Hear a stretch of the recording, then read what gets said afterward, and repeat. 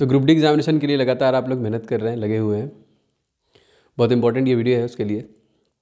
बहुत सारे लोग के मैसेजेस कमेंट आ रहे हैं, बहुत सारी चीज़ें हैं, बहुत सारे प्रॉब्लम्स हो रहे हैं। मैंने आपसे कहा था कि मैं बीच में आपको इस प्रकार की वीडियो दूंगा जिसमें आपको बहुत सारी जानकारी मिलेगी।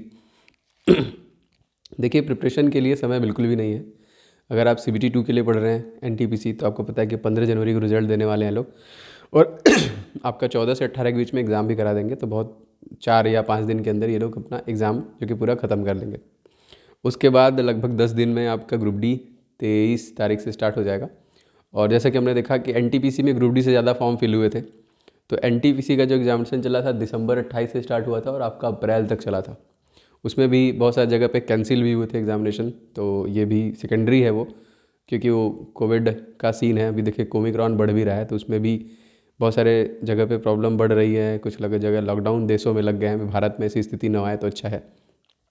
तो लोगों को अब जैसे स्टार्टिंग में होता है ना कि एक बार नोटिफिकेशन आया तो बड़ा एक्साइटमेंट था कि नहीं अब तो एग्जामिनेशन अपना है, क्लियर कर ले। नहीं, देखिए यही दिक्कत यहीं पे है कि बहुत सारे लोग अब कमेंट कर रहे हैं, सर ये प्रॉब्लम है, वो प्रॉब्लम है, सर इसमें दिक्कत हो रहा है, उसमें दिक्कत हो रहा है। ये दिक्कत ख़त्म कैसे होगा? दिक्कत हो रहा है, दिक्कत का सोल्यूशन आप खुद निकालेंगे ना। आपकी प्रॉब्लम क्या है, अपनी वीकनेस को आप पहचानिए और उस पर काम करिए। अभी भी समय है आपका। देखिए इसमें 10 दिन लगा लेते हैं, 30 दिन उसमें, 40 दिन, 20 दिन उसमें, 60 दिन। 60 दिन मिला जुला के बचे हुए हैं, मतलब 1-2 दिन मैंने इधर उधर छोड़ दिया है। तो 60 दिन का समय ये बहुत ही निर्णायक होगा आपके आने वाली ज़िंदगी के लिए। अगर आप प्रिपरेशन कर रहे हैं, अगर आप जॉब चाहते हैं, आपके माता पिता, आपके साथी भाई लोग जो भी हैं, बहुत सारी आशाएं हैं, बहुत सारी उम्मीदें हैं आपसे, उनसे उनकी।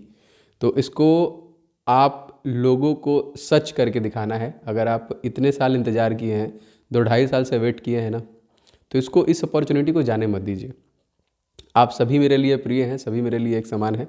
जितने भी लोग मेहनत कर रहे हैं, जितने भी लोग मेहनत कर रहे हैं, ये संदेश बस उन्हीं के लिए है जो मेहनत कर रहे हैं। क्योंकि बहुत लोग आते हैं टाइम पास करके निकल जाते हैं, उनको इतना मतलब नहीं होता है।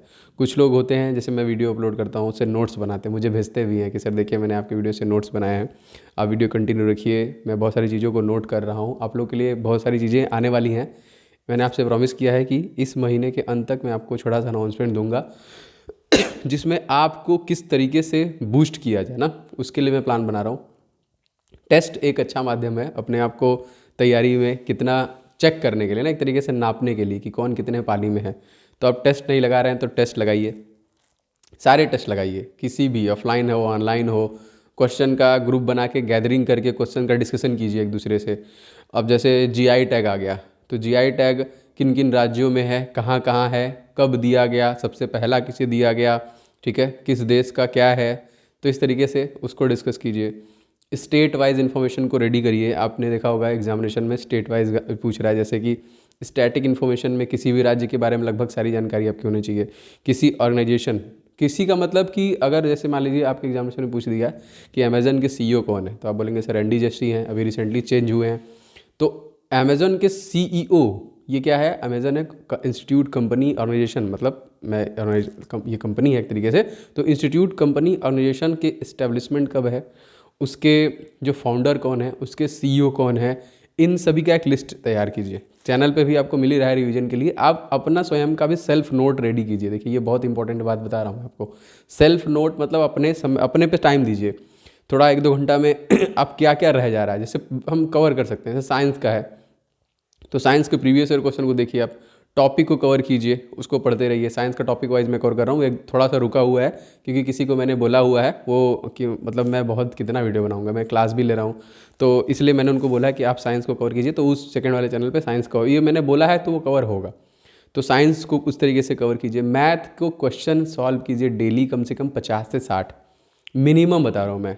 50 से 60 में जैसे कुछ टाइम एंड वर्क से उठा लिया आपने, कुछ परसेंटेज से उठा लिया। देखिए 2-3 चीज़ बहुत कॉमन है जैसे कि स्टार्टिंग में आप कम से कम 30 तक का टेबल जो कि एकदम तैयार कर लीजिए अच्छे तरीके से। 50 तक का स्क्वायर कवर कर लीजिए और 30 तक का क्यूब कवर कर लीजिए। मैथ के लिए बता रहा हूँ जो मैंने किया अपने एग्जामिनेशन के दौरान।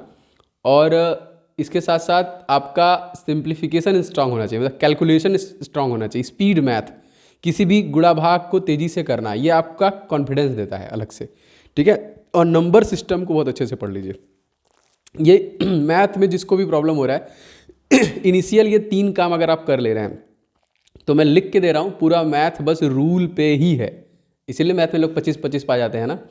मैं देखिए रेलवे, अब देखिए हर बात का एक एक्सेप्शन होता है। लोगों को लगा सर 25 में 25 कैसे आएगा, हम मान रहे हैं एक क्वेश्चन गलत, लेकिन कुछ ऐसा धुरंधर हैं जो पागल हैं मैथ के लिए, वो 25 में 25 भी ला रहे हैं।